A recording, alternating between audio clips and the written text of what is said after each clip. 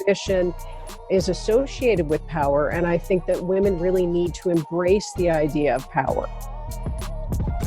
This is Insight, Scaling Lessons from the Street. In this series, we mastermind a set of topics plaguing women entrepreneurs on a mighty growth path, such as mindset, business modeling, sales, marketing, finance, and legal.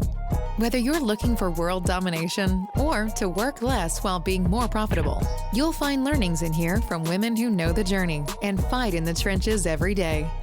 Insight is co-hosted by Andrea Henry, Megan O'Neill, Sheila Cummins, Susan Diaz, and Wendy Brookhouse.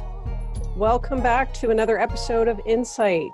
So, Scaling Lessons from the Street. I am Megan O'Neill, and I am a mindset mentor working with women to create a growth and confident mindset. And I thought today would be a perfect opportunity for us to talk about a word that is often loaded for many women, and that is the word ambition.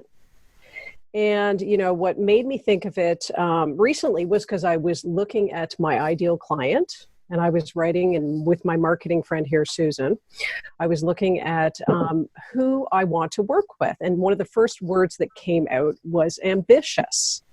And just to give you some background on why I'm fascinated with this word is I remember a couple of years ago, so I'm in Ottawa and most of you are in Toronto or other cities. And for anybody who doesn't know Ottawa, it is the capital of Canada, and it is a very kind of conservative place, in my opinion, having come from Toronto. And a lot of the women that I know, when I presented the word ambition to them, they balked at this word. They had a negative reaction to this word. So I want to know, how do you feel about the word ambition? I can chime in and say that for me, if you looked at it from a conditioning perspective, it was certainly, there was a level of, that's unladylike and even a little bit vulgar, depending on what generation I was speaking to. But again, that is one of those things where it constantly amazes me at what a level of male-female difference there was in the conditioning, because it's not the same for my male cousins or counterparts. That's not, ambition was usually taught as a good thing. But yeah, this is certainly something that I've learned how to be very comfortable with in recent years. If anything, I like to walk in and tell someone how ambitious I am so I can watch them squirm. Well, you know what? I should explain why am I talking about Toronto versus Ottawa is because what I found is the majority of women that I talked to who were in Ottawa had an adverse reaction to the word ambitious, that they thought it was a negative word. And I said to them at the time, well, you know, I grew up in Toronto. I spent most of my life there, and it was considered to be an attribute to have ambition. Yep. And they felt it was sort of the old definition. I think you're bang on, Susan, where it was negative and it was climbing over people's backs and it was a doggy dog, sort of almost like a male aspect to it. Is that what any of you feel or have felt? I think it comes. So my relationship is, I love the word. When I was working on my, positioning statement, I was originally using the word successful. And then I'm like, well, successful is so hard for people to define. What does success mean to you versus means to me? But I felt like if you wanted to be successful, you were ambitious towards being successful. So I guess I chose an attribute as opposed to that success word. I think it's almost like, what is the difference between assertive and aggressive? Is there a difference in those two words as well? Because I consider myself assertive, but I don't consider myself aggressive. Right. Whereas some people might use the aggressive word. I don't know. Anyone else? I think that we've got to look at why women have started their business before we can attach that word. I think there's a lot of women who this is their second career. They've really given it. They're afraid of being too ambitious because they're afraid that it's going to come at a cost. And, 90% of the women that are starting their business are doing it so that they can better balance home and work. And what I notice is women tend to shoot lower because they're afraid that if they raise the bar and say, hey, I'm super ambitious, it's going to take a toll and they're going to go right back to the corporate hours that they used to work. And right. So I think, I think it also lends itself to a mindset. Ottawa tends to be a government town. That's where the capital of Canada is. There's a lot of people who are attracted to a government style job, which is very safe, low risk, pension, health plan. You go to work Monday to Friday, 9 to 5, you do your hours, you have X number of days off, and that works really well for them. And that is kind of the polar opposite of what it is in my mind and what I see to be an entrepreneur. And I have no trouble with ambition. I'm like Wendy, like there is no limit. I am going big. I am building a lot of verticals under Cummins & Co. And this is huge.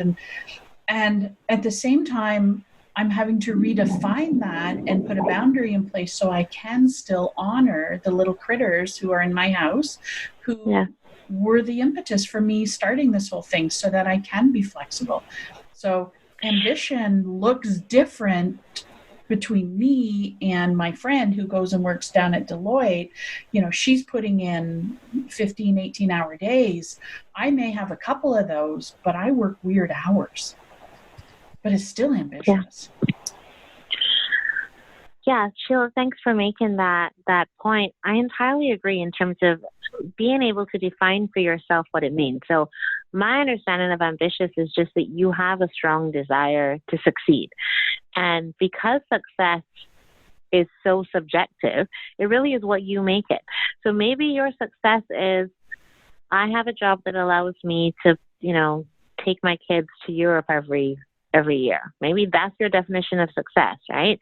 And maybe your definition of success is I'm the new Amazon, whatever it is that's for you. But I think the thing is being able to understand that wanting to do well. And I have this conversation with clients often when people will ask about the difference between, say, for-profit and not-for-profit. And there's been a history of women working in not-for-profits and putting all of our time and energy into good causes, but at the end of it, not having anything to show for it, not actually having any ownership. And so I am evangelical about the fact that I think we should all be millionaires if we can, right? Because we as women are in a position to make such impactful change in the lives of our children and the lives of our community. And so being ambitious so that we're in a position to be able to do that, to me, can only be a positive. The other thing is, in terms of balancing, and I think I shouldn't speak for everyone. I know I struggle with that balance of the time that you devote to the business and the time that you devote to your children and your time for self-care.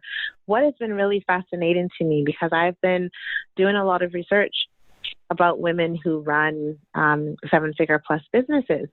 And without exception, all of them say they have more time for their children themselves now that their business is at 2 million than when their business was at 100,000. Yep. And so if your desire is to spend more time with your children and to have that flexibility, then you do want to be ambitious. You do want a big business, because that's the business that's going to allow you the freedom. Because now you can hire people to do most of the things. You build a team. You can leverage your intellectual assets. All of those things free you up from being in the daily grind of your business. Susan? I really like that point you're making over there. And if I may tell a story about how I was chatting with someone last weekend, we were saying how working on the weekend was sort of the topic of conversation. And I guess I was whining about the fact that I had to work on the weekend, which I must say I've come a long way on that front. And the person was asking me, like, oh, do you feel like hard done by when you need to work on the weekend now? And I was like, you know what? Honestly, yes. Because to me, that is one of those measures of success, or those exactly. That's pretty important. Mm-hmm. Like, to me, success and ambition has brought me to a place where I'm like, these are my hours. And if I have to work beyond, it's not serving me. Or somebody's not doing their job. So, those kind of things are what add up to ambition for me, Megan, if that makes sense. Like, those are my ambitions. They're like very large goals that I like to piecemeal. I'm like, I want to work 5 days a week, hopefully 4, if I have my way at the end of 2020. That's my ambition. Yeah. And that's how I deal with the guilt as well. Like, because the flip side of the ambition coin is the guilt, is what I'm hearing several of you saying, which is that, oh gosh, is my ambition taking me away from my other responsibility? I like to call it my 2 children, my business and my actual child. And, often I'm like, oh gosh, I have to make a choice between the two. And I work my way through that little decision making by telling myself that in the end, my privilege from being a business owner has allowed me to find good care for her and be able to afford that. And that's kind of the ambition part of my my vocabulary now. Yeah, and what I had heard, and Sheila's, you're all dead on, but the reason why we're talking about it is the geographical, is the security, the idea that if you're in a job where you don't have the opportunity to have influence on your career, like maybe in the government, it's much more difficult to rise within the ranks, if you want to put it that way. What my impression talking to people, and I really have had to work with certain clients on the word ambition, is because they did not see it the way that you have all defined it. They see it as almost like a competitive thing, like it's a cutthroat. That woman is competitive. If she's ambitious, she's going to cut people down. It was more about relationships with other people. And I think it was really interesting in terms of taking it from that point of view, because I had never thought of it like that. For me, it was about improving. It was competition with yourself, I guess. It was the quest for more knowledge. It was to build whatever your passion was in your business. So I saw it in a completely different way. But I do think there is a lot of conditioning around ambition, particularly with women, meaning that we have inherited images. When you think about maybe some of the movies that you have seen, where our first impression of women who are successful, I'm thinking back to The Devil Wears Prada, or I'm thinking about some of do you guys remember Working Girl? Did you guys ever see Working Girl, like way back with Melanie Griffin and Sigourney Weaver? We have this image of that's what it means. The Sigourney Weaver character in that was cutthroat, and that was one of the words that people would use when we started to discuss. Because I threw it out because I couldn't believe how many people, and they were all women, by the way, who had a negative reaction to the word ambition. And then those kind of images started to come forward, like the Sigourney Weaver people, or Miranda Priestley in The Devil Wears Prada. And it was these really negative images that I think when we think back to pulp culture, the first women that we saw who were the head of a company, or maybe the first wave or the second wave of feminists who were the first women to trailblaze in the area of work, they in many ways, I think they emulated male behavior. There was a lot of, do you agree with me? Did you guys, do you Absolutely. think? Yeah. Quick question. When you speak to most women, is it mostly, are they business owners that feel ambition is bad, or are they still in the career culture? No, it is. Well, maybe people have transitioned or were previously and have started their own business. But I think most of the people that I work with or I have talked to in my sphere here are entrepreneurial women. And I think they have a lot of culture, whether I was attributing it to the city of Ottawa, and because I was from Toronto, I was like, oh, well, that was considered to be a positive attribute, because people go to Toronto to usually, if you're from another part of Canada and you go to Toronto to pursue your career, you would say, I have ambition, and that's considered to be a positive thing. So I thought that I wanted to discuss this today because I wanted any women out there who feel that ambition, but maybe are blocking themselves from acting upon it because they have old beliefs about what it means to be ambitious. Those examples of, the Sigourney Weaver, those are very masculinated versions. And I think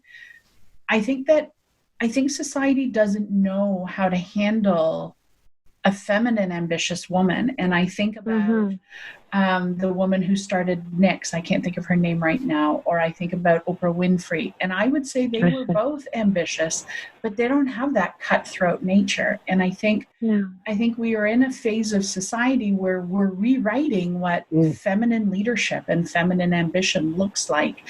And we're doing it in a way that is not traditional.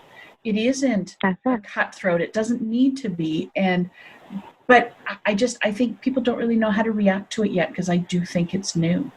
And is it a crime to want to be at the top of your field? Like when I think that there's still a lot of judgment that we have on other women that comes from the past and what women were conditioned to feel is appropriate for women, and a lot of rules and beliefs, aka beliefs or rules or beliefs, around what women can aspire to. So I'm even thinking about Hillary Clinton. We talked about a lot of, we've heard a lot of that.